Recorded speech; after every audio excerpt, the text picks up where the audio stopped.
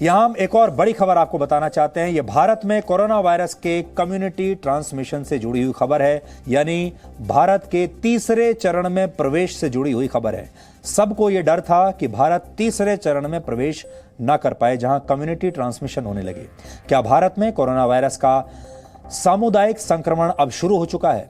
यह एक बहुत बड़ा सवाल है और डरावना सवाल है, क्योंकि सामुदायिक संक्रमण किसी भी संक्रमण का तीसरा चरण होता है और यह चरण बहुत खतरनाक होता है, क्योंकि इसके बाद ही चौथे चरण में कोई संक्रमण महामारी का रूप लेता है, जैसा कि इटली और स्पेन जैसे देशों में हुआ, और तब इसे कंट्रोल करना मुश्किल हो जाता है। सामुदायिक संक्रमण का मतलब यह होता है कि जब कोई व्यक्ति वायरस से संक्रमित किसी भी व्यक्ति के संपर्क में आए बिना या फिर वायरस प्रभावित देशों की यात्रा किए बिना ही इसका शिकार हो जाए, यानी उसकी कॉन्टैक्ट हिस्ट्री आप ट्रेस ही ना कर पाएं।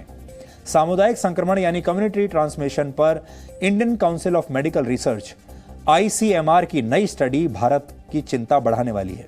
इस स्टडी के मुताबिक कोरोना वायरस से संक्रमित व्यक्ति से संपर्क में आए बगैर और इससे प्रभावित देशों की यात्रा के बिना भी कुछ लोग अब पॉजिटिव पाए गए हैं।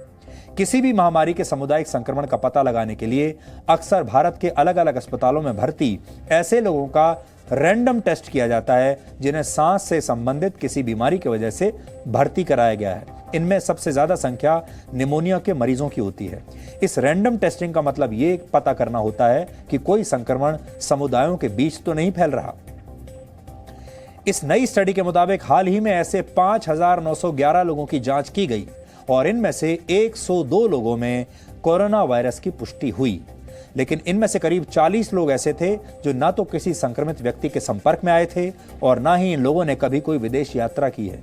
यानी इनमें से 1/3 से ज्यादा लोग ऐसे हैं जो शायद कम्युनिटी ट्रांसमिशन यानी सामुदायिक संक्रमण का शिकार हुए हैं। इसका मतलब यह है कि सामुदायिक संक्रमण शुरू हो चुका है। यहां हम ये साफ कर देना चाहते हैं कि ये सिर्फ आने वाले खतरे के संकेत हैं।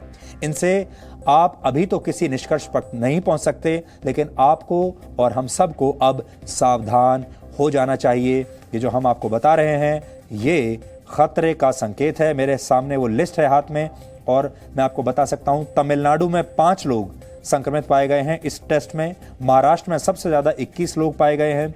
दिल्ली में 14 लोग संक्रमित पाए गए हैं।